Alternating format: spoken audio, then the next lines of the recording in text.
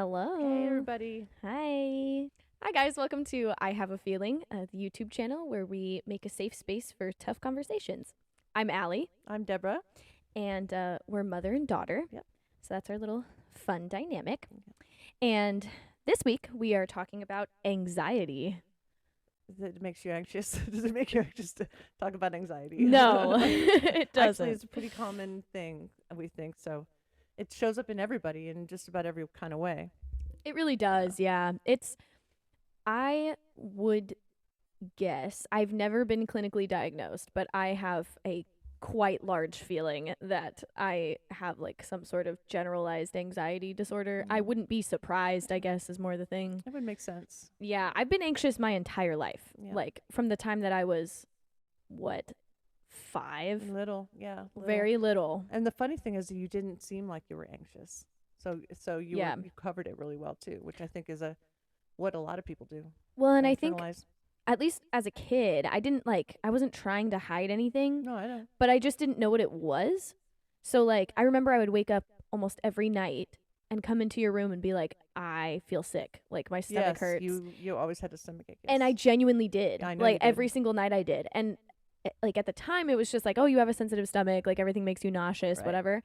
But looking back on it now, I'm pretty sure I was just wildly anxious because I remember like I would wake up and I wouldn't initially feel nauseous, but I would start thinking about the fact that like somebody was going to break into our house, or mostly it was somebody was going to break into our house. That was So like it my was biggest fear. like fear of the outside, something happening to you from the outside, not fear Yeah. from inside. Every noise freaked me out. Every Right. single thing that I heard like scared me, and so I just would start to feel sick, and then I was like, well, that's a reason to go into mom and dad's room.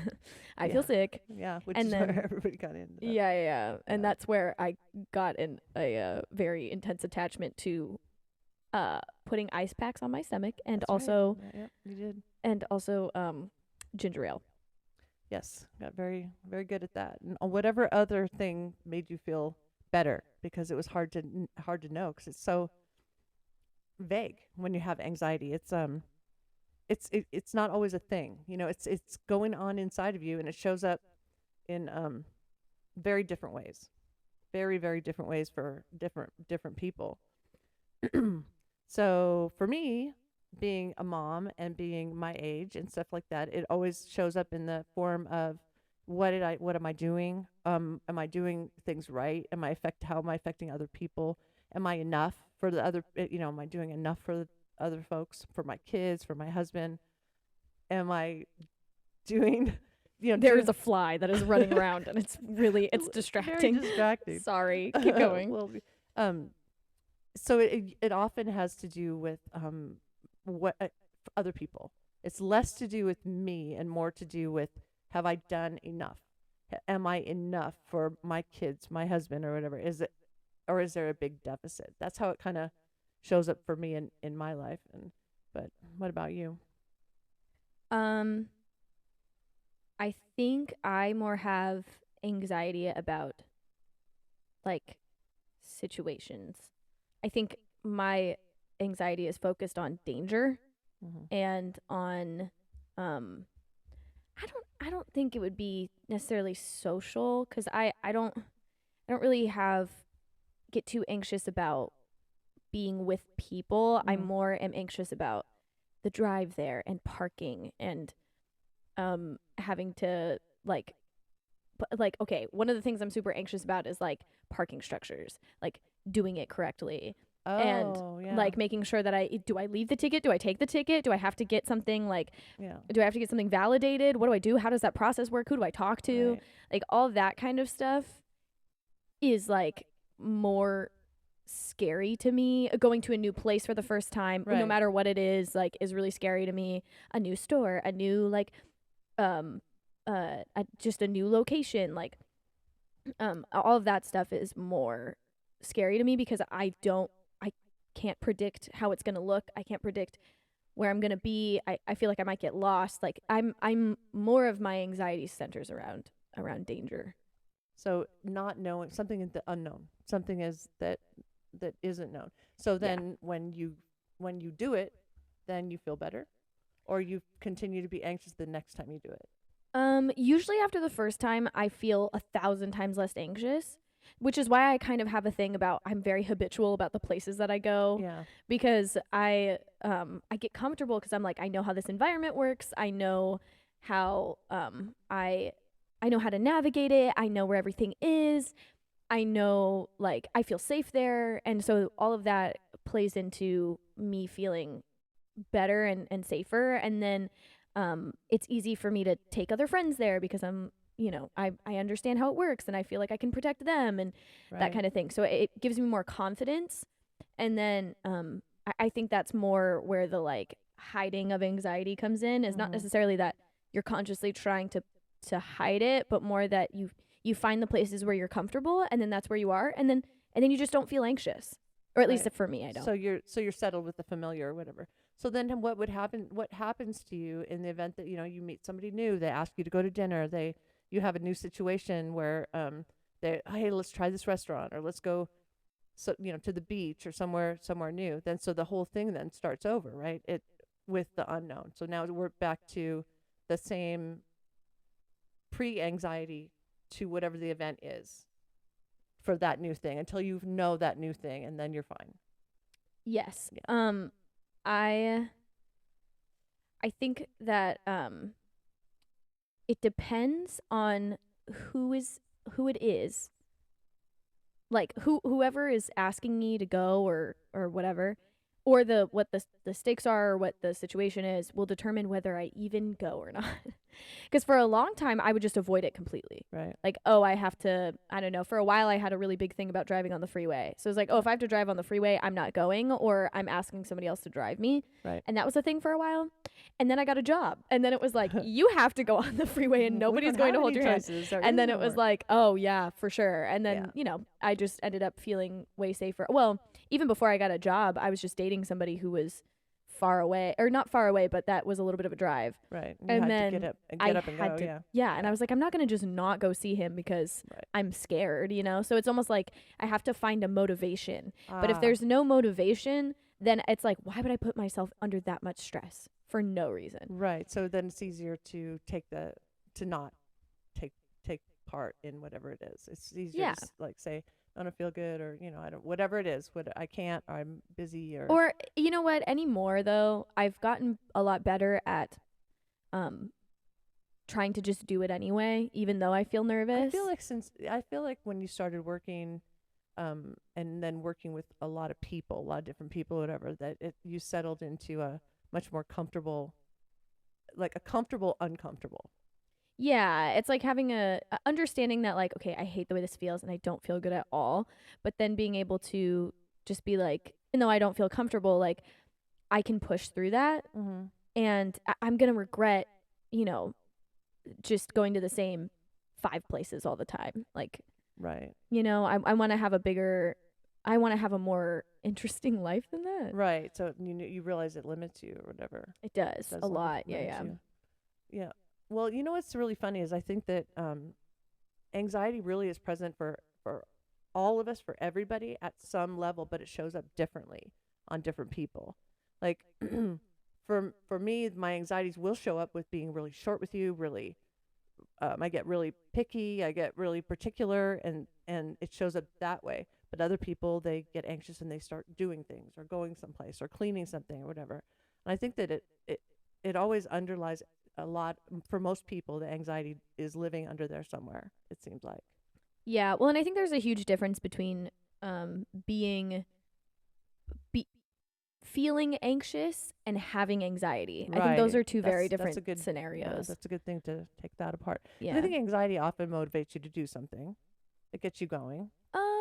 Yeah, it's like that fight or flight response. So some people go towards it and some people run. Right, right. It's just depending on your personality. Yeah, I think I used to be the kind that would run, and then I started to become the person that was like, I guess I'm doing it because I'm anxious, Yeah. Because it's after a while it starts to make me mad that it's like so Well, that kind of makes sense. because I'm so overly anxious about something, and I'm like, why? Like, why would I?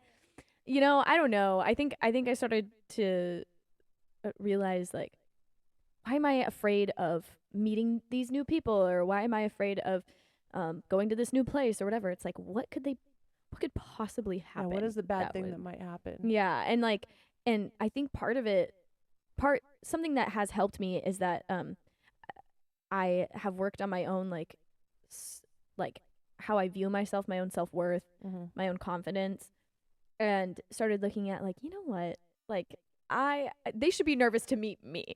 Oh. And do more of that sort of deal where it's like giving myself a little bit of a pep talk beforehand where it's like, Right. why am I so anxious about this, Yeah. Why is that person above you? Like, why is that more important than what they're going to experience from you? Yeah, and such. exactly. Like that. I feel like we need to give almost what we've done, like to get over some of that, or to address it, or to see it in other people, like what we've done that actually got us to another side. Because I think that even together we had anxiety at one time between just in our relationship, like before when I was getting sober, and so there was anxiety in the midst of the relationship too. And I feel like that's something that you don't always really think about, is I'm almost scared of that person. That person gives me anxiety. That person could be harmful.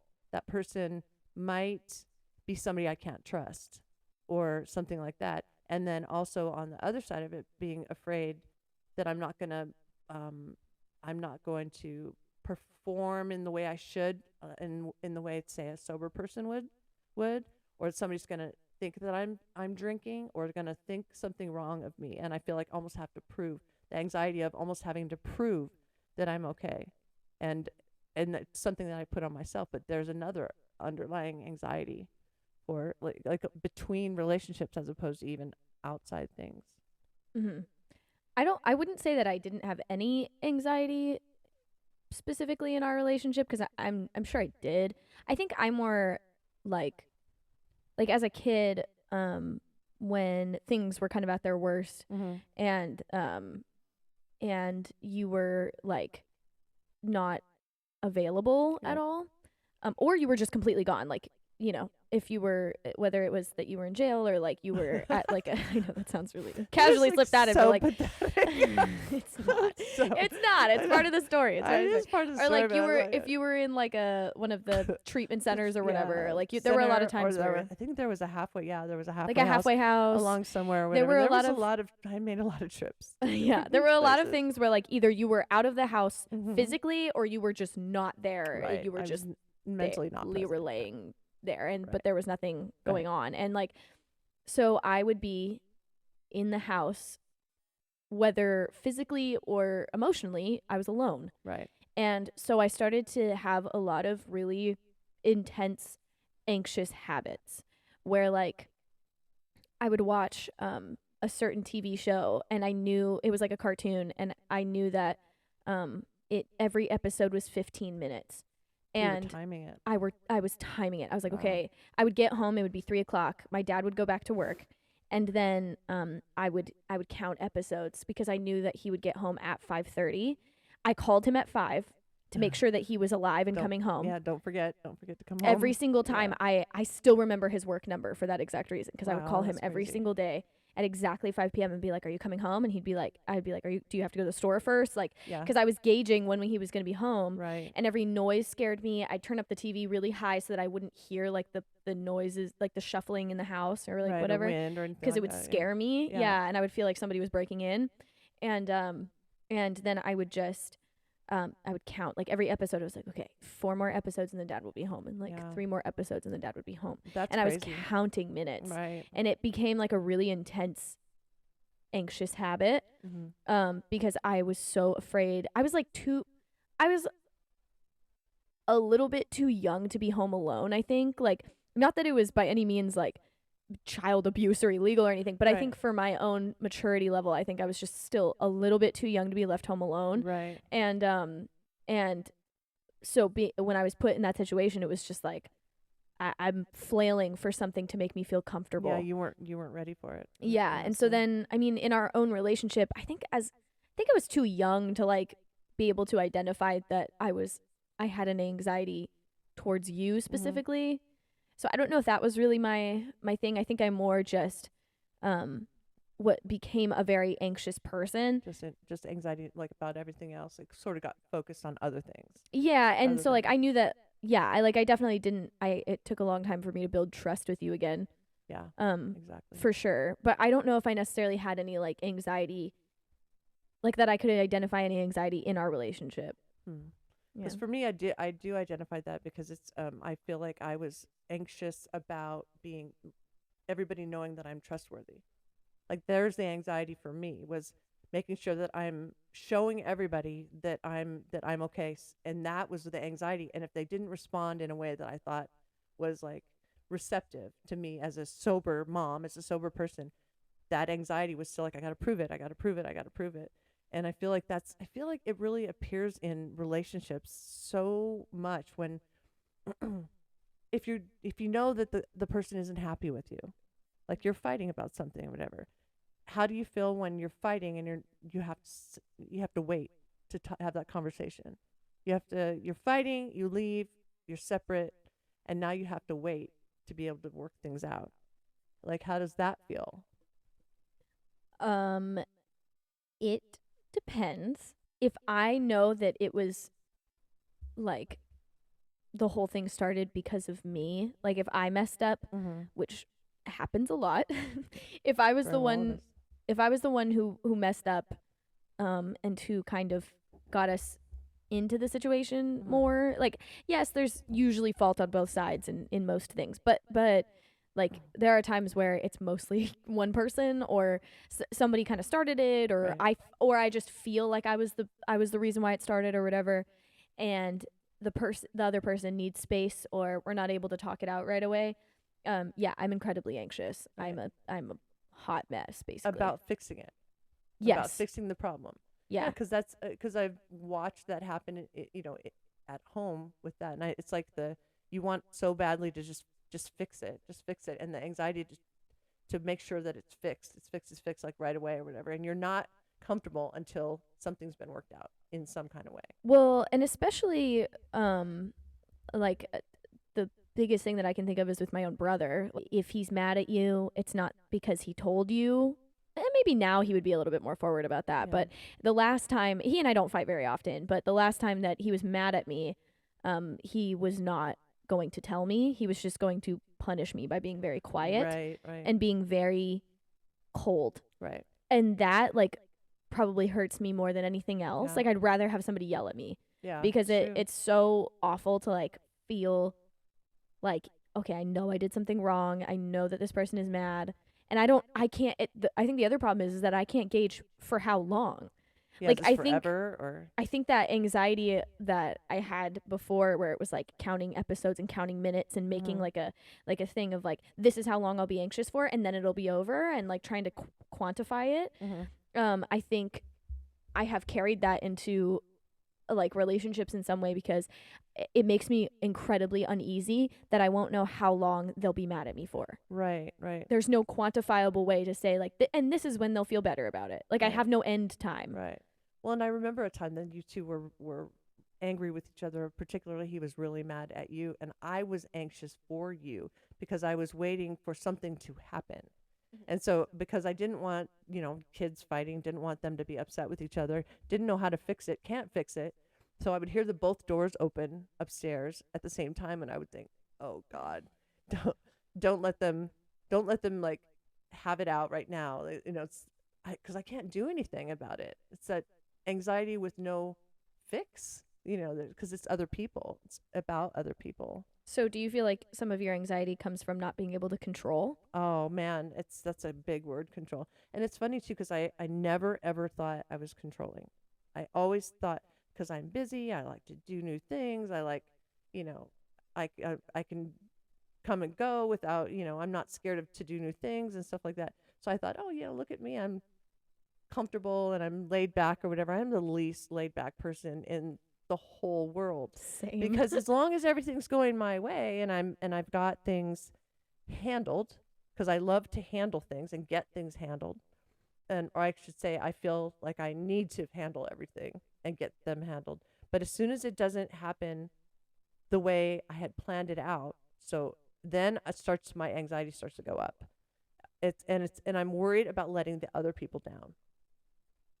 That's the anxiety for me. It's not about me, it's about them. It's about making sure that everybody is comfortable. And as soon as I feel like something's going wrong and they're not comfortable, something is messed up, whether it's directions or parking space, or that happened with friends one time, the parking space that I had paid for ahead of time wasn't there.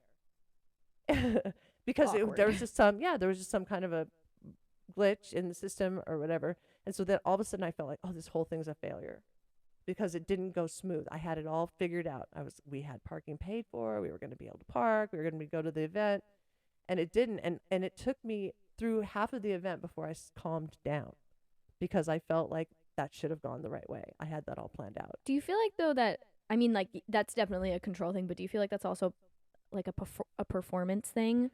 Like you're wanting it to go, you want to, I don't know if even look a certain way, maybe like look a certain way, or look like you have it all together, everything goes smoothly, like you almost like as a almost in a party planner sort of way, where it's like this, me making sure that everything goes smooth, everybody needs to be having fun, everybody Yeah. needs to be and I have to be the one that like caused all that, I have to be the one leading all of that. Right.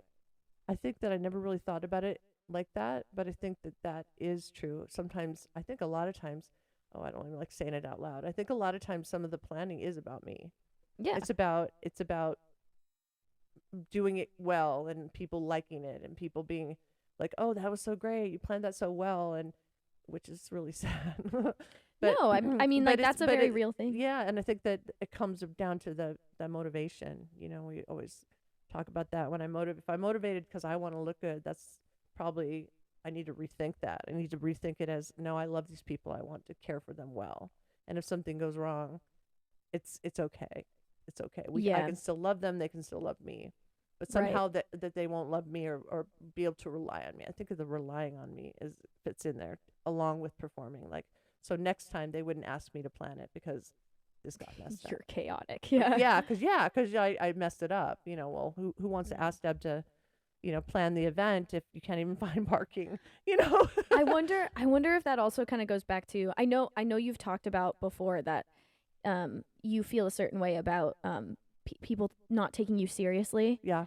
And so when something like that goes awry, it's like, oh, of course, like silly Debbie, like it always ends up Yes. being a mess when she's around. Does that True. play into it as well? I never thought of that at all either. I really never thought about that all either. But I think that is part of it too, because I think I tend to be such an optimist. I tend to make everything like, oh, okay, well, we didn't do it that way, so we'll just do it that way, or let's make the best of that. Let's go here and there. And it is true. I never really thought about that. That because I do that, people think, oh, she's kind of ditzy and kind of like happy and just doesn't really take anything seriously and stuff. And I never thought about that way. But I think that is true. Almost proving myself to be capable and not just the flighty, what do you call it? Peter Pan optimist or whatever it is. Yeah. Well, I mean, like maybe not even so much in the optimist category, because I don't know if that's necessarily somebody would look at that and be like, oh, you're such an optimist, what a lame-o. But I think it's true. more of like, Yeah. I think it's more of focused on the like the ditzy aspect of it, or the like, of course you didn't plan this out, or like, you know, Right. like you're so unreliable. Although I think that people think that I don't take them seriously when I am an optimist. Like, Oh, yeah, like like they going- don't take, you're not taking their concerns seriously. exactly. Like when I went through the cancer treatment with my brother, I feel like anytime I tried to I made light of it or made a comment about it or whatever, he thought I needed to be upset for him. Like I wanted to be like I wasn't taking it seriously. Like, this is cancer, Deb, and this is scary, and you're wanting to go buy sandwiches or something like that. How Like for dare you some feed for me. yeah, for some reason, yeah. I feel like people don't think I take them seriously because I'm trying to make it not so bad or show them how it's not so bad. That's interesting. I feel like it's so funny because I kind of relate to that in some way, because Yeah. I am not an optimist. Okay. I'm cynical. I can be mean. I'm very like, I'm a rain cloud. To my sunflower, I know. Yeah. That's why And we're here. it's like, I'm very much not like an optimistic kind of person, Mhm. but I think more where I come in with it is like a dark humor almost, of like, I almost have to laugh at it because this is so sad or so like just so dreary that it's like I can sit in the feelings of like, yep, this is terrible and like this is awful and everything's really negative. But I think I've learned to not let myself sit there too long because I will become so um unable to bring myself back from how sad it all is Right. that I have to like have some sort of humor in it. I have to joke about it somehow or try and lift my own spirits or somebody else's in order to. So would you say that making light of something in your dark way or in a humor in your black um, kind of kind of way, would you say that that alleviates your anxiety about the fear of doing whatever it is that you're doing, or would you say that it's a whole different thing? I think Is it it a helps. mechanism to cope? Is my question. I was going to say Yeah. that. I think it helps me cope. Yeah. I don't know if it necessarily makes, maybe it makes me a little less anxious.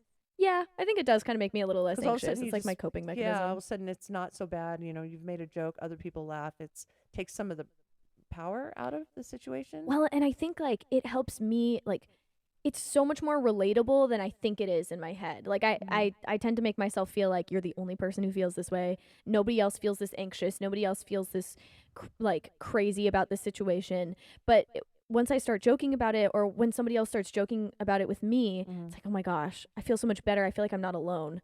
You know? Like other Right. people feel this ridiculous too. Like other people feel this anxious or feel this out of control in this situation. So let's just make a joke of it. And that's funny because you just brought another way to remind me. Like when I know that somebody else is anxious, I think that I tend to make light of myself and things that I have done that are just like whatever they're anxious about to make them comfortable that I've been there before. You know, Yeah. I've messed that up before. I tripped on that before. You know, I've in order to make them feel better, but I don't know if it's to make them feel better or to make me feel better because they're anxious and that makes me uncomfortable. Does that make any sense? Yeah.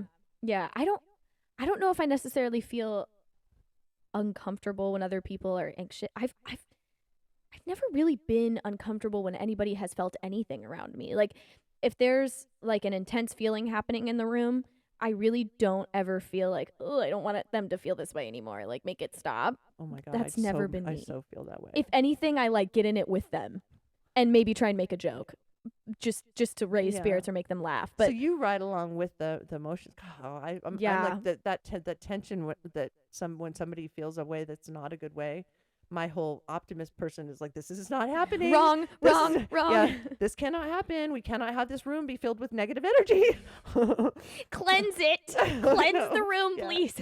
Yeah. So I got to do something to make them less anxious so this room feels good again, this Yeah. feels comfortable again. But that's about me.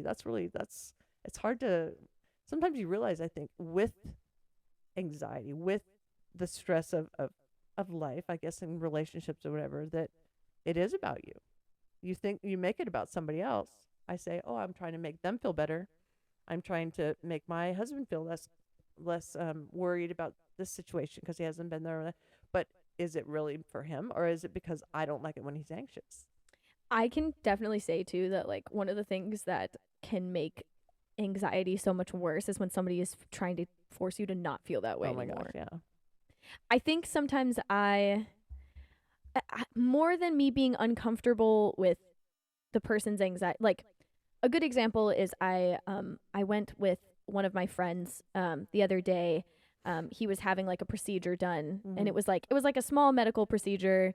It was a CT scan and it was okay. Maybe see, I'm even underplaying it now. I don't know if it was necessarily like getting a CT scan maybe isn't small, but I think I have been in some way involved with medical things my entire life. It's true.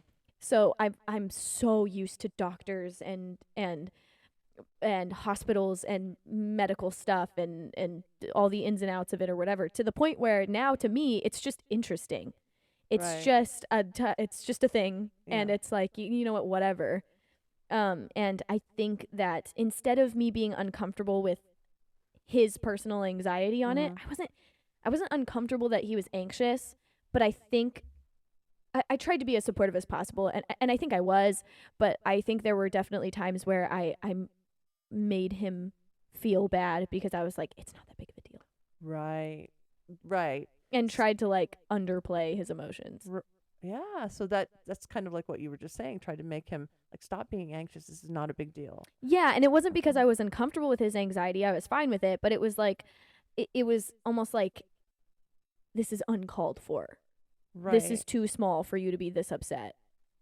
So it was Right. more that. Like it wasn't like, "Oh my gosh, stop feeling that way. I don't like the negative energy," because I'm Mhm. like, I am negative energy. I really don't care. Yeah. Like that part Like, doesn't really bother me, but yeah. it's like but You just kind of flow right into that. yeah, it's like, "Oh, somebody else is upset, same." Yeah, It's yeah, like that. yeah. Well, I can find a way to be Did you ever upset. see that? Did you ever see that episode? I know SpongeBob was such a big part of my I've of overheard a lot of it. yeah, but it was like SpongeBob and Patrick meet up and they both have this really angry look on their face. And SpongeBob has some reason why he's upset. He's like mad about something. And he looks at Patrick and Patrick is all angry and he's like, "Patrick, are you angry too?" And he's like, "Yeah."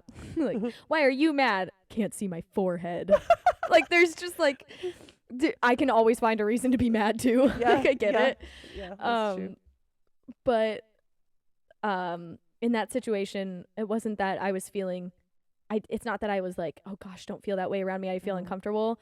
But I just felt like there is so much worse that could be happening right now. Like you're okay. Right. But I think also sometimes I think the times where I start to feel like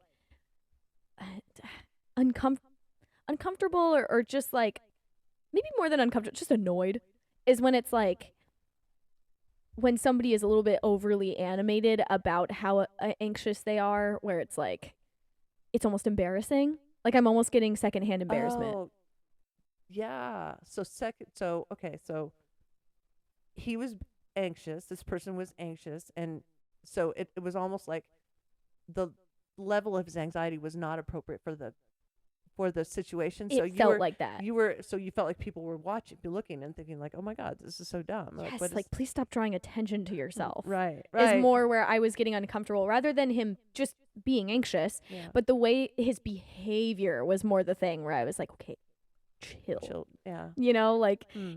you're being a little bit intense for how for the situation. But that's not really fair because I can't control the way that people's anxiety comes out. And Right. some people their anxiety comes out as being overly animated and really talkative. And that's like that's a legitimate way that anxiety comes out. And I think that's something that uh, like it's like I can be comfortable with it until it starts affecting strangers. You know, where strangers are starting to be like, So it bothers you more that the strangers are noticing than it bothers that you're noticing. Would you yeah, s- because I'm like we don't like we're in a I think it's too because like we're in a hospital, like we're in a medical environment and you getting this worked up and this upset or like or expressing it this intensely Mhm. is going to make people be like, "Do we need to step in and help?" Right. And I'm like, I know him well enough to know that he's not like having a panic attack. Like Mhm. it wasn't that. It was just that he was being really animated and the people around us are medical professionals who are like, "Do we need to step in? Does he need oxygen? Does he need something?" 5150. Yeah. And I'm like, I really don't want people to feel like they need to pile on top of him Right. because in the end it probably would only make it worse. Yeah, probably. But he's drawing attention to himself. And Right. so I'm kind of like, wait, if you No, don't he's want okay. this, He's okay. Yeah. yeah, if you Calm don't down. want this, like don't I know I was like the technician, the CT technician that that he had was so nice and so like funny and relaxed and whatever. And for me, that makes me feel better. Right.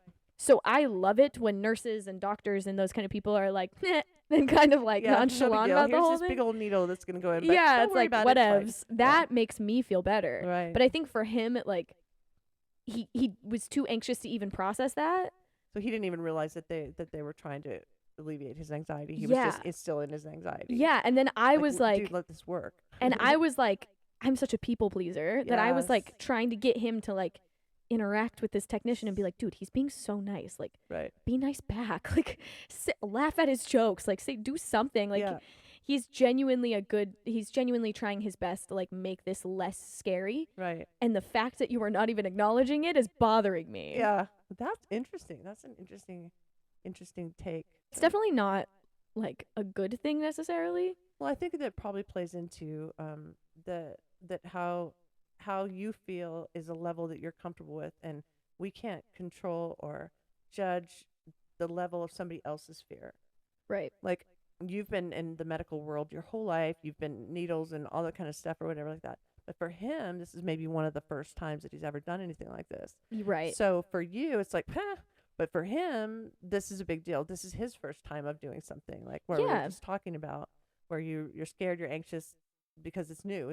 It's scary. And there are legitimate concerns, like especially Mhm. with the CT scan, like there's radiation and there's all that kind of stuff. Like, Mhm. so there were legitimate fears there, and I understood them, and I tried to take a step back and be understanding of that, and be a little bit more gentle, Mhm. because fair enough, like I haven't had to have that. My way of being comforting was to be like, meh, Yeah. To No. try and take the power out of what it was. yeah, What you that's what a good way you to were doing. that's Yeah. a good way to put it. Is Yeah. like I was trying to make it. I was trying to. I think again, like it goes back to how I comfort myself, because I said before that when I'm anxious about something, I'm like, okay, you know what? It's like that passage in the Bible where it's like, what can mere people do to me? I try and remember Right. that. That's a good one. Like, That's a what really are good these one. mere mortals have to do with my life? And how is it what's so bad that could happen? Yeah, and I think that helps me to, if I take the power away from whatever I'm anxious about, that helps me. Mm-hmm. And so I think I try and do that for other people, where I'm like, who cares? Like this is not whatever kind Yeah. of thing. And I think that sometimes that's helpful, and a lot of times that is very much not helpful, Yeah, and makes that's- people feel like, like you're not taking them seriously, maybe, or Yeah. you're not empathetic to what Right. they're upset about, or something like that. yeah. I have to get a juice really quick. I can Okay. feel myself going Okay. low. And speaking of Yeah. medical interventions, Yes. me needing to, Low sugar is a scary and thing. I brought an extra juicy juice in case. Very good. Yeah, low blood sugar is no fun, and no joke, and it sucks so bad. I can't stand it. Yeah. It happens to me, but it's not in the same. It's not in the same even category as what happens to you. Like, because I don't Yeah. keep going. I Yeah. I go low, and then I feel bad, but I don't keep going to death. Yeah, Like I you do. I think that's something too that I learned in my own in my own like medical journey sort of thing, was that you almost get really comfortable with that idea. Like you Of almost get Dying. of being on the brink of you could die. Really. Yeah. Like kind of getting almost, again, like having kind of a dark humor about the idea of like, Yeah. If I sat there and thought about how many times I was almost dead, like, or how many times I like, maybe not was almost dead, but like besides besides when I was diagnosed, but like Mhm. if I sat there and thought about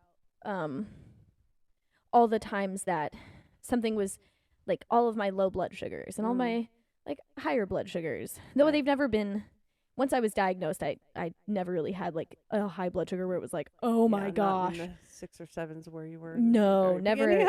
Yeah. I Which mean, was like, not funny. That was awful. no. And like, I mean, 300, Right. is probably the highest I've been And after. then you're getting it down. So. Yeah. If I sat there and thought about the amount of stress that puts on my body Mhm. when I'm really low for a long time, I go high for a long time, or whatever, and just like, oh, look, she caught up. It's like, you're low, by the way. Yeah. I know. Yeah. You get I know. shaky and all that. Oh. Yeah, Hopefully, a little yeah. bit. But I think, again, that's part of why the anxiety of, specifically medical anxiety, Right. is hard for me to wrap my head around. Right. That makes because sense. And you would think that I would have more understanding for it, but for some reason, because I've gotten so comfortable with like, there's a lot of crap happening in my body at any given moment, and Mhm. like you almost have to just accept the fact that like my body is under a lot of stress a lot of the time. Yeah. Like I keep my blood sugars as calm as I possibly can. Yeah. But knowing that it's like when things do happen, like almost getting comfortable with the idea of like, yep, and that probably doesn't help my brain function, or like, yep, that probably doesn't help my kidneys, like Right. that kind of stuff. And almost getting comfortable with like the damage that over time is probably Well, it's being gonna done. happen, so I can't do anything about it. Yeah, just kind of being like, c'est la vie, you know? Right. Like it's like it's that's kind of how it feels. And again, I do as much as I possibly can to prevent all of that from happening, Right. and I eat healthy and I exercise and I do everything I can Right. to keep myself as stable as possible, but being almost comfortable with the idea of like, this is going to be a stress on my body for the rest of my life. Well, so going back to anxiety, then would you say that a condition like that, like diabetes or, um, you know, ADHD, or the thing that I suffer from, um, would you say that for you that is your underlying anxiety? Like everything is worse because you also have to think about that. You could something stressful, but you also have to remember, bring my juice, bring my insulin, bring my, like, do you have that extra added thing? Would you say that, like, that doubles it for you, the Uh stress level of doing things, new things? yes, in a way. I think some of the technology has made it so much easier, Right. so it feels a little bit less stressful. But yeah, for sure. Like, oh my gosh, I would hate to be like, I'd hate to be like on a first date, my blood sugar just tanks, Yeah. and I'm like sitting there and I like can't process anything he's saying because I'm like, and knowing me, eh, no, I think anymore I'd be pretty honest and straightforward about it. I think I used to be the type that would hide it, Right. and I think in certain situations I still do. Like I Mhm. still will just like be like, "Oh, I have to go to the bathroom." And then I go in there and then I like give myself insulin, or I go Right. in there and I like drink a juice really fast, or Right. whatever, depending on the situation and like how, trying to gauge the level of like how uncomfortable these people will be if I try and explain it. Really? So anxiety again, anxiety that it will bother other people. Yeah, which is so stupid because it's like I my close group of friends Yeah. all like make fun of me because it's like they all know that my backpack, like the little It's backpack I like carry around, full is of like yeah. just full of everything, like the only it's like the only thing keeping me alive. Yeah. Like all of these like medical devices are in there, everything I could ever, and I'm like, yeah, and I should probably give you a tour of it because if I ever pass out, you're gonna need to know what's in It's here. actually a good point. Um, That's a good point. Well, I know yeah. for me, back in the day when you were playing basketball and doing things like that, I know that it I my anxiety was towards you, towards being able to make sure that you were okay, even though you weren't maybe in my presence, or in Dad's presence, or something like that, or that you would forget, or Mm, something like that. So it almost even transferred, like it's what do you call it when it's like sympathy anxiety, right. because for me, I look at it and I think, oh my God, how much harder would my life be if I had to pile all of that on top of that? Well, I guess I have a couple things that are piled on, but You do. those don't, then when they're yours, they don't feel like they're anything. That's exactly what I'm saying. Is Yeah. that like that's why it's so hard for me when people talk about um like, I mean, it's not that I can't have any understanding for like the anxiety that comes with like medical procedures in hospitals and that I get it. Like we went, awkwardly enough, the hospital that we went to have my friend's CT scan done was the hospital that I was diagnosed at. That's right. When you So were, it was like the weirdest thing because I remember being 5 years old and like being wheeled through these hallways. Like I yeah, remember it. yeah, And so there was like low key a little bit of trauma, but instead of, I like tried to laugh at it because I right, was like, I'm fine now. Like right. we figured it Thank out. God. I'm Yeah, okay. yeah, Thinking about my mortality at a 5-year-old is not a good idea. that's true. And I'm sure that that didn't help with your overall anxiety, the anxiety that lives with you all the time, because Yeah. you were trained in at that like that was, you would think that we would hope as parents that we alleviate a lot of the stress for our kids. I mean, you can't alleviate all of it or whatever, but as parents, you want to take care of your kids. You don't want them to feel scared or anything like that. But you had that so young, that would make you already scared before a scary thing was happening. Right. Yes. So Yeah. I'm already scared, and then the scary thing happens, and then it's like two or three times worse. People, I think the thing that can make me more I don't even know if it's anxious. But people can make me very stressed out by trying to calm me down before I'm even anxious. Oh, that's Like, interesting. and that doesn't happen very often, but I have had certain situations where it was like I wasn't nervous about something really, Yeah. or I wasn't as nervous as maybe somebody thought I was, Mm-hmm. and then they were trying to like comfort me before I even felt I nervous. think I'm guilty of that. I don't No? know if you ever did that. No? I don't think so. Hmm. But I've had sometimes I worry I get anxiety that you'll get anxiety. yeah, I mean You know? I'm sure I know that you've been like, oh, that sounds like you're going to be really stressed, or like that is that making you anxious? You tend to ask though, so it's different. It's different than somebody just being like, "It's okay. Hey, it's all right. Hey, Yeah. stop being so anxious." Yeah. Like that makes me so upset because it's Yeah. like, dude, I'm not. Like, Yeah, stop. And you're not fragile, which I'm Yeah. sure also is Yes. not. You don't want those, and I think that we all feel that way. Anybody with a condition or diagnosis or whatever like that don't want other people to think we're fragile. Like it makes Yeah. you uncomfortable thinking that other people are thinking things, which shouldn't matter because it's not your fault. Right. Well, and to going back to that actually, especially when my blood sugar is low, nurses as well as people who maybe have a slight idea of what diabetes is, Mhm. and if I tell them that I'm going low, they're like, "Oh my gosh, are you okay? Do you need to sit down? Sit down. Sit down. Oh my gosh." And they like Right. freak out, Yeah. and it's like I deal with this once a day Yeah, probably. all the time. Yeah. Yeah. So it's like it's okay. I'm fine. And I almost feel like I have to comfort them. Yeah. And well, I'm yeah, the one sure who's you like do. losing Yeah. the ability to like think clearly and like that kind of stuff, you right. know? And you're trying to not. Would you say that you don't want to put anybody out? Like that's a discomfort is making other people like help you, or would you say you just don't want them to be like they're overreacting to something that you're just used to? I understand that it's a big deal. And Yeah. because I've dealt with it my whole life, I don't look at it the same way. Right. But it feels like they're making it a way bigger deal than it is. And they are because they have no idea what to do. yeah, and they're like, "Oh my gosh, you need to go home." Yeah, No, do you I'm have to good. go? Yeah, do you lay down or yeah, something like that or whatever? And laying down makes it worse. so Yeah, it's like you don't yeah. want to lay down like that. or give you way something to eat. worse. Do we need to give you? And Yeah. it's funny all the food choices too. They're, and like, just throwing not things at understanding. you. Yeah. They There's get- not and they're like understanding. looking at you. They're like, "I can tell you can't think right now." I know, like they're trying to exactly. get like all in your face. Like, can you? How many fingers am I holding up?" It's like, I'm okay. Yeah. Which is I'm sure you have to reconcile that with that the intention is good. It you know, is. it is, and but it's still that's gotta it just adds that level of anxiety under your life because it's people, it's things, it's going places, it's everything. It's just Yeah. another level. Has anybody put any anxious feelings on you whenever you've talked about having like ADHD or bipolar? Yeah. Well, you know what I worry. Probably bipolar, I bet.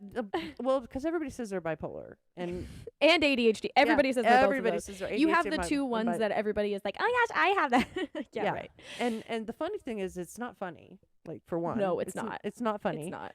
And and it takes the seriousness out of it. But I feel like I'm always trying. I'm anxious about trying to stay still or trying to stay on subject or trying to stay with something or whatever because I don't want to bother somebody else with my condition.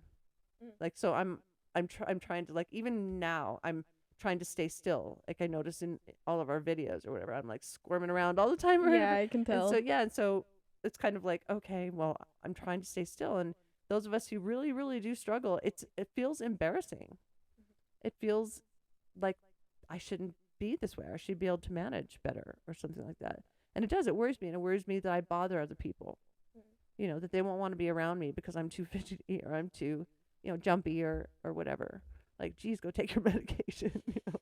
Like, You're so annoying. oh. So I think that it goes with conditions like that. And I think that they're serious, but they also, when you learn to manage it or whatever, then you want to just be a regular person.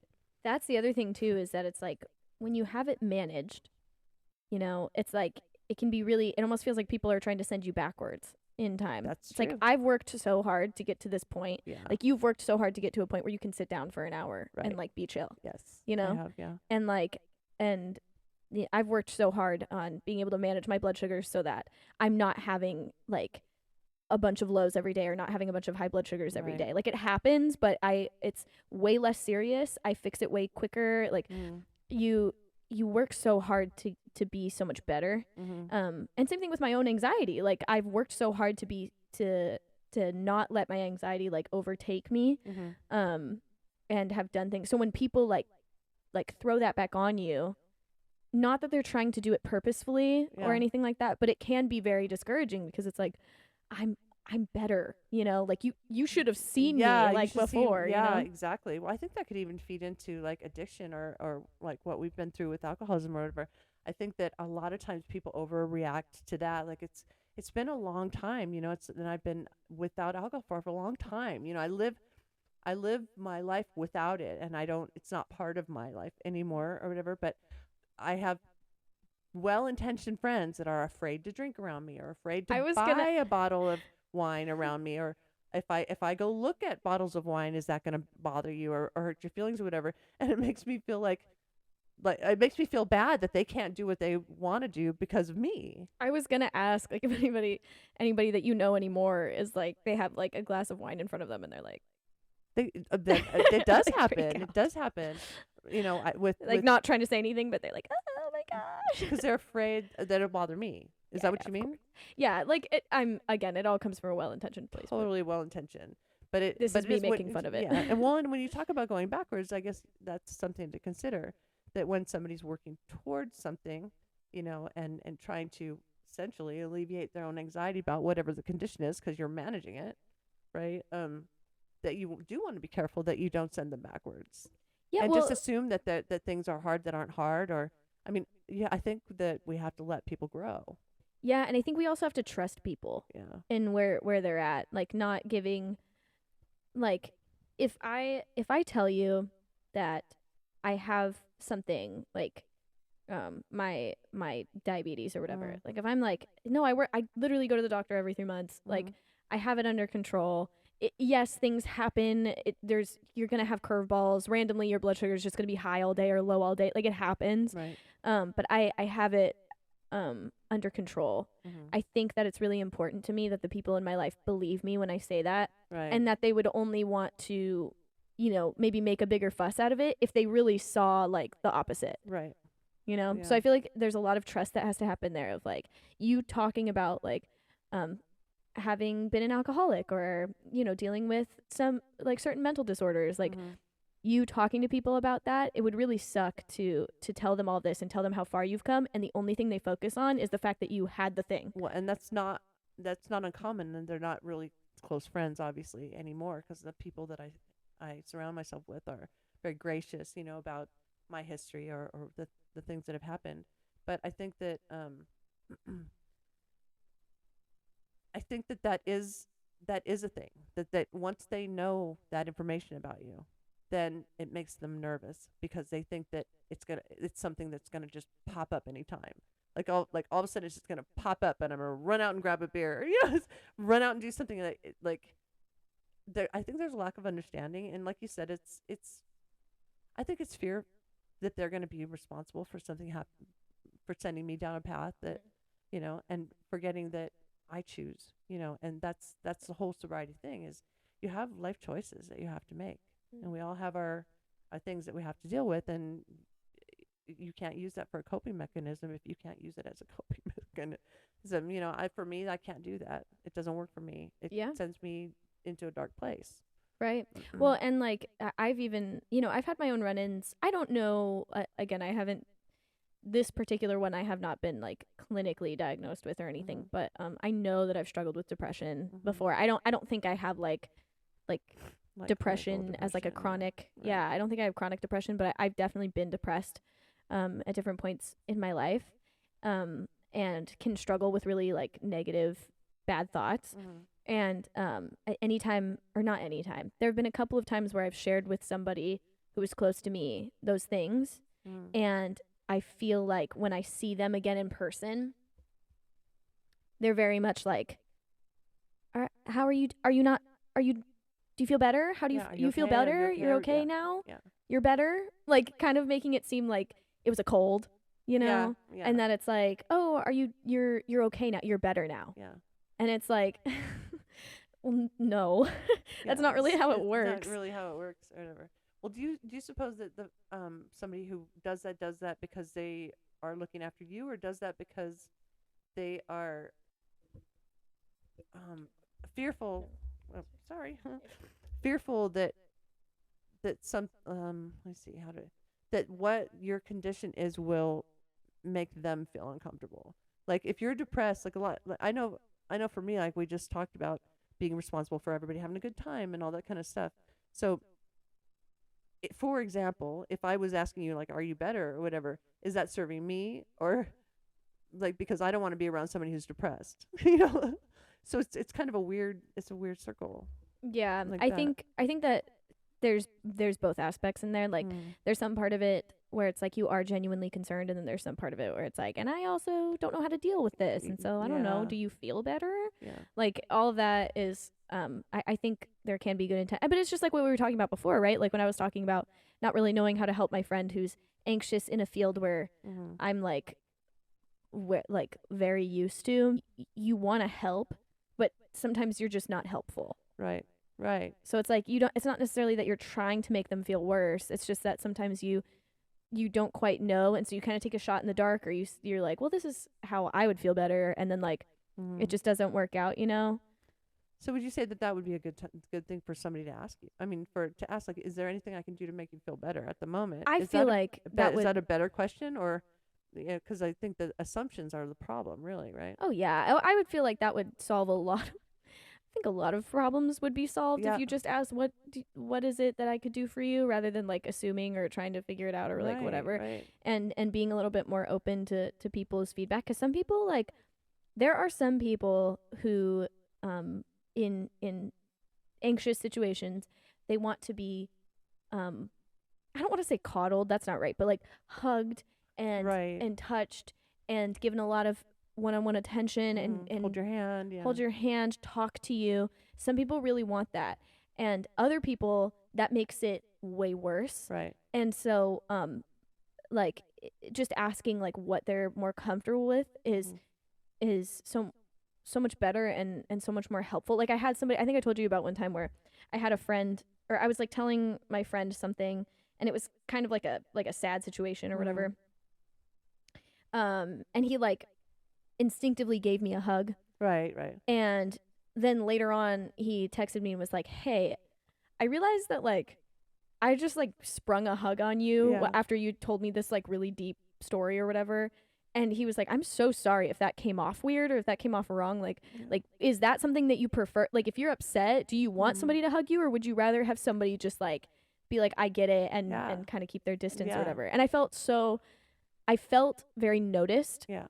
because like I'm usually fine with physical touch and that I'm a physical touch person or Mm-hmm. whatever, but I have a different feeling about it when I'm telling like a personal story. In that particular instance, I was telling a personal story about some trauma that had happened in a past relationship, Mm-hmm. like in a romantic relationship Mm-hmm. with a man. And so I'm telling another man this, Right. and although he's not the man that I'm talking about, giving me physical affection in that moment felt icky. Oh It felt yeah. like I ugh, can see like that. It makes almost me as cringe. if it was like used as like he's doing this purposefully, Right. or like he heard my story and is ignoring it and is giving me like unwanted physical attention. Oh wow. That's big. And so him going like coming back from that, because in the moment I was just like, no, he's just trying to be nice, like get over it. Yeah. But him addressing it later made me feel a lot better, because I was like, okay, like I'm not crazy, I can ask for that Right. space and I can ask for that. And Right. so I just let him know that like, I usually I'm fine with it, but I would say in the moment, just ask me. Yeah. Just be like, can I give you a hug, or do you want a hug? Yeah. And most of the time I'll probably just say no. But at least you'll know that, instead of me being like Yeah. as you're hugging me, Exactly. Well, so then that is kind of the moral of the story, if you would think about it that way. That if somebody's anxious, if somebody's worried, if somebody is having a hard time dealing with something or whatever, then rather than assume what you can do to help, or just start doing something, start comforting them, or whatever it is that you're doing. Then the key would be asking the question of, is there anything I can do that will help right now, or do you just want me to stand here, or that kind of thing. Like the question liberates the person to choose. Yeah. right? I mean, it's kind of in all situations, whether Yeah. somebody's anxious or whether somebody's, and I think almost every situation is a form of anxiety. You know, you're worried about something, that's anxiety.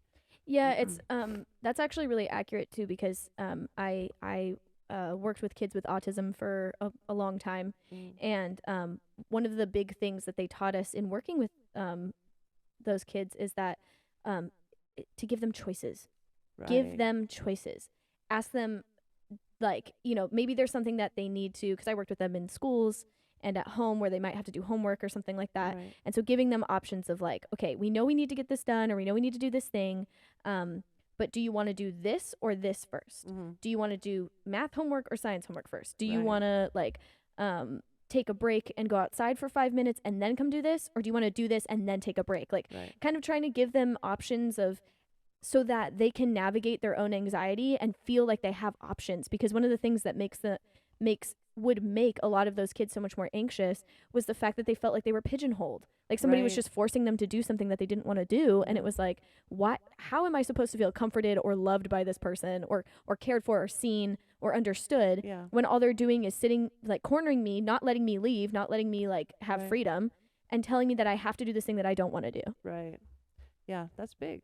I think Yeah. that's big across the board for So all I of think us. it does, Yeah. giving choices alleviates a lot of anxiety. Yeah.